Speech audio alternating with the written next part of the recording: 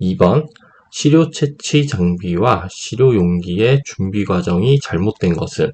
해당 문제는 시료 채취 실무에 관한 내용 중 시료 채취 장비와 시료 용기 준비에 대한 내용입니다. 보기 1번부터 보면 스테인리스 혹은 금속으로 된 장비는 산으로 헹군다. 스테인리스나 금속으로 된 장비는 산에 의해서 부식될 수 있으므로 산으로 헹구면 안 됩니다. 그러므로 정답은 1번입니다. 2번, 장비 세척 후 저장이나 이송을 위해 알루미늄 포일로 싼다. 장비의 세척은 정제수로 헹군 후 완전히 말려야 하며 저장이나 이송을 위해서는 알루미늄 포일로 감싸야 됩니다. 그러므로 맞는 보기입니다. 3번, 금속류 분석을 위한 시료 채취 용기로는 뚜껑이 있는 플라스틱 병을 사용한다. 금속 시료 보관 용기는 뚜껑이 있는 플라스틱 병을 사용해야 되며 해당 용기는 세척제를 이용해서 세척을 실시하고 염산, 질산 등으로 헹군 후 증류수로 반복하여 헹구어내야 합니다. 그리고 물을 제거한 후에 뚜껑을 닫아서 보관합니다. 세척 절차를 정확히 지켜야 환경오염을 방지할 수 있습니다. 그러므로 3번도 맞는 보기입니다. 4번, VOC, THM의 분석을 위한 시료 채취 용기 세척 시 플라스틱 통에 든 세제를 사용하면 안 된다. VOC는 휘발성 유기화합물, THM은 트리할로메탄, 그리고 추가로 EDB는 에틸렌 디브로마이드입니다. 이러한 휘발성 물질들은 플라스틱 또는 고무 뚜껑으로 된 용기를 사용하면 안 됩니다. 적절한 시료 용기로는 테프론 경막으로 된 유리바이아를 사용해야 됩니다. 그리고 용기 세척 시에는 고무 또는 플라스틱으로 된 솔이나 플라스틱 장갑, 그리고 플라스틱 통에 든 세제를 이용할 경우에는 용기가 쉽게 오염되기 때문에 사용을 피해야 됩니다. 그러므로 4번도 맞는 보기입니다. 2020년에서 22년까지 2년간 변경 출제된 기준에서 시료 채취에 관련된 내용들이 1년에 2문제 정도씩은 출제가 됩니다. 그러니까 기출문제 위주로 정리해주세요. 6번, 전자기 복사선 중 핵에 관계된 양자전이 형태를 이용하는 분광법은?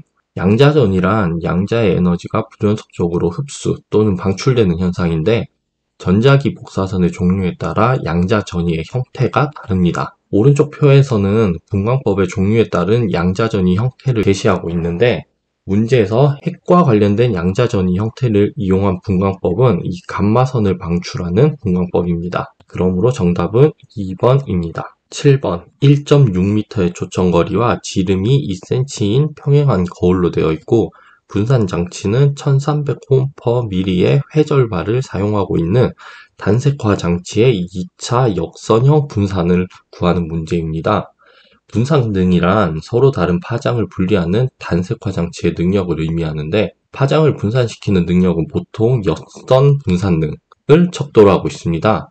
단색화 장치를 설계할 때 매우 유용하게 사용이 되는데 이 역선 분산등의 공식을 보면 회절 차수와 초점 거리에 대한 홈 사이의 거리로 나타낼 수 있습니다. 문제에서 해당하는 값들을 대입해주면은 문제에서 홈 사이의 거리는 요 해당하는 값을 역수로 집어넣어주고 그리고 회절 차수는 2차 그리고 단색화 장치와의 초점 거리는 1.6m 이 세 가지 값을 넣고 단위를 환산해 주게 되면 0.24가 나오게 됩니다. 그러므로 정답은 2번입니다. 9번, 시료의 종류 및 분석 내용에 따라 시험 방법을 선택하려고 한다. 시험 방법 선택을 위해 파악할 사항에 해당하지 않는 것은? 이 문제는 문제만 잘 읽어봐도 쉽게 답을 찾을 수 있습니다. 시험 방법을 선택하기 전에 문제 파악과 기기의 성능 특성을 확인하는 작업이 먼저 들어가야 됩니다. 분석 시험에서 요구하는 정확도, 그리고 시료의 양, 그리고 도구, 방해 성분, 물리, 화학적 성질, 분석 시료의 개수, 그리고 표준 방법 등에 대해서 파악을 하고 기기에 대한 정밀도, 오차, 감도, 검출한계 등 적절한 기기를 세팅해야 됩니다. 자, 그러므로 해당하지 않는 것은 정답은 1번이 되겠습니다. 이 2번에서 3번에 대한 내용은 모두 여기에 포함된 내용들입니다. 20번, 퓨리의 변환 기기를 사용하면 신호대 잡음비의 향상이 매우 큰 분광 영역은? 퓨리의 변환을 이용하면 매우 약한 신호를 주위의 잡음으로부터 분리시킬 수 있어 신호대 잡음비를 개선하고 빠른 분석 속도와 검출기 감도를 높이고 분리능을 향상시키는 역할을 합니다. 주로 적외선 분광법과 핵 자기공명 분광법에서 사용이 됩니다. 그러므로 보기에서 핵 자기공명 분광법에 사용되는 라디오파 영역이 정답입니다. 이 퓨리의 변환기기는 자외선, 가시광선, 근적외선 영역에서는 거의 사용되지 않기 때문에 체크하고 넘어가세요. 24번 요오드산 바륨이 녹아있는 25도씨의 수용액에서 바륨 이온의 농도가 이렇게 주어졌을 때 요오드산 바륨의 용해도곱 상수를 구하는 문제입니다. 용해도곱에 대한 내용은 자주 출제되며 유형이 대부분 유사합니다. 그러므로 쉽게 답을 체크하고 넘어가셔야 됩니다. 요오드산 바륨이 이온화를 하면 바륨 이온과 두 개의 요오드산 이온을 내놓습니다. 그러므로 용해도곱은 이렇게 나타낼 수 있고 요 제곱을 빼먹는 경우가 많은데 용해도곱은 다음과 같이 쓸 수 있습니다. 그리고 바륨의 이온 농도가 주어졌기 때문에 요오드산 이온은 바륨의 2배만큼의 농도가 이온화가 되게 되고 그리고 요 해당하는 값들을 용해도곱에 넣어서 계산해 주게 되면 이렇게 계산이 됩니다. 그러므로 정답은 3번이 되겠습니다. 25번 원자 흡수 분광법에서 분석 결과에 영향을 주는 인자와 관계없는 것은 오른쪽의 이 항목들은 분석 오차를 일으키는 주요 원인들입니다. 이 보기에서 고주파 출력값은 이 원인들에 속하지 않기 때문에 정답은 1번입니다. 처음 출제되는 문제이기 때문에 분석 결과에 영향을 주는 이 요인들을 눈으로 확인하고 넘어가세요.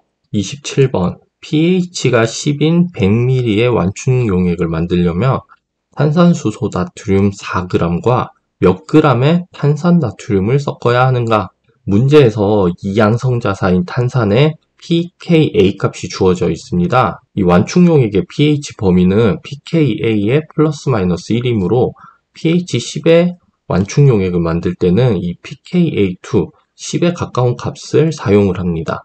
핸더스 하셀버그 방정식에 대입을 해주면은 우리는 pH 10으로 만들어야 되고 pKa 값이 10에 가까운 10.329, pH는 10.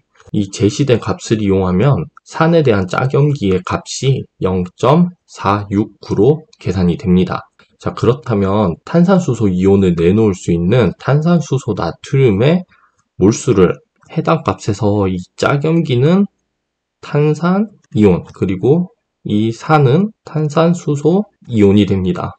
그러므로 우리 문제에서 제시된 이 탄산수소 나트륨 4g이기 때문에 이 탄산수소 나트륨의 몰 농도를 먼저 구해주면 0.476이 나오고 이 해당 값을 여기에 대입을 해주게 되면 이 짝염기인 탄산이온은 0.223 몰 농도가 나오게 됩니다.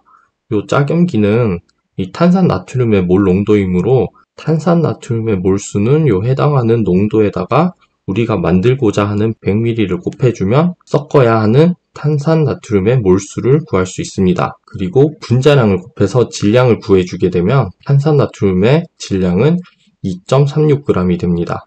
그러므로 정답은 3번이 되겠습니다. 34번 과망간산 칼륨은 산화환원 적정에서 흔히 쓰이는 강산화제이다.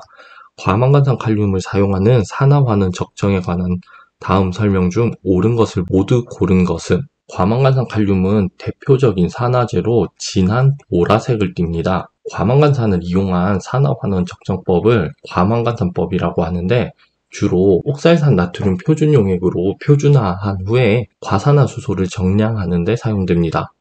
과망간산 이온은 산, 중, 염기 조건에서 모두 산화력이 있으나 주로 산성 조건에서 산화력이 강해서 응용 범위가 넓습니다. 산성 조건에서 과망간산 이온은 망간 이온으로 환원되면서 무색으로 바뀌게 됩니다. 그러므로 별도의 지시약 없이 당량점을 확인할 수 있습니다. 중성 조건과 염기성 조건에서는 이 과망간산 이온의 산소가 떨어져 나가 이산화망간이 되고 염기성 조건에서는 망간산염이 됩니다. 해당 조건들에서는 적정에 거의 사용되지 않습니다. 보기를 보면 이 기흥, 니은, 디귿은 모두 옳은 반응이기 때문에 정답은 4번이 되겠습니다. 35번 암모니아 합성 반응에서 정반응 진행을 증가시켜 암모니아의 수율을 높이기 위한 조작이 아닌 것은 보기를 보면 1번 반응계에 헬륨을 첨가한다. 부피가 일정하다는 조건이 없으므로 반응계에 비활성 기체를 첨가하게 되면 반응물과 생성물의 부분압이 감소하기 때문에 압력을 증가시키려는 방향인 역반응이 진행이 됩니다. 그러므로 암모니아의 수율을 높일 수 없으므로 1번이 정답입니다. 단 반응계의 부피가 일정할 때는 비활성 기체를 첨가하면 반응계 전체 압력이 증가하더라도 각 기체들의 부분압이 일정하기 때문에 평형 반응에 영향을 주지 못합니다. 자, 보기 2번에서 4번 내용은 모두 정반응을 진행하기 위한 조작입니다. 보통 문제에서는 농도, 압력, 그리고 온도 등의 변화를 주고 정반응 또는 역반응의 진행 정도를 묻는 문제들이 자주 출제되는데, 이 해당 문제는 비활성 기체가 평형에 영향을 주는지에 대해 묻는 문제이므로 꼭 복습하고 넘어가세요. 39번 원자흡수 분광법에 대한 설명으로 틀린 것은, 원자흡수 분광법이란 금속 원자를 불꽃 또는 전기로 등에 의해서 높은 온도로 가열을 하면 기체 상태의 중성 원자가 만들어지는데, 이 중성 원자들이 자외선 또는 가시광선 영역의 빛에너지를 흡수하는 것을 원리로 합니다. 이 보기에서 금속 또는 중금속 원소를 정량할 수 있으며 소량의 시료에 대해서도 매우 높은 감도를 나타내는 것이 특징입니다. 그리고 이 전열 원자흡수 분광법의 상대 정밀도는 약 5에서 10% 범위이고, 불꽃 원자흡수 분광법은 상대 정밀도가 1% 정도입니다. 그러므로 이 전열 원자흡수 분광법은 불꽃 원자흡수 분광법보다 5에서 10배 정도의 더 큰 오차를 갖습니다. 보기 4번에서 전열 원자흡수 분광법은 전기로를 사용하므로 불꽃 원자흡수 분광법에 비해 원소당 측정 시간이 빠르다. 전열 원자흡수 분광법은 전기로를 사용을 해서 전기로를 가열하고 냉각하는 시간 때문에 불꽃 원자흡수 분광법에 비해서 측정 시간이 더 많이 소요됩니다. 그러므로 정답은 4번입니다.